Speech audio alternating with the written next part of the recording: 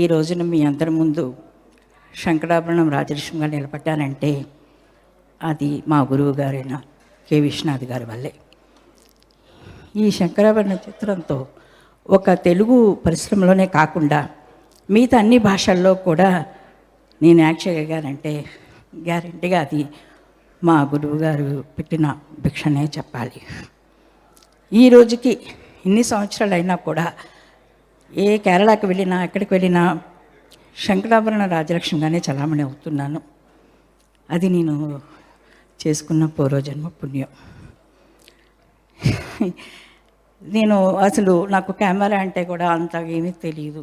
అలాంటిది నన్ను నుంచోపెట్టి ఇలా చూడమ్మా, అలా చూడు, ఇలా సిగ్గుపడు, ఇలా చెయ్యి అని చెప్పి ఒక మట్టి ముద్దని ఒక శిల్పంలాగా, అంటే ఈ రోజున మీరందరూ గుర్తుపెట్టుకొని నన్ను ఇదిగో ఇప్పుడు మురళీమోహన్ గారిని చూడంగానే శంకరాభరణం రాజలక్ష్మి అన్నారు.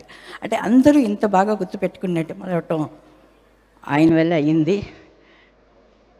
నేను అది జన్మజన్మలకి ఆయనకు కృతజ్ఞంగా ఉంటాను. Sir thanks.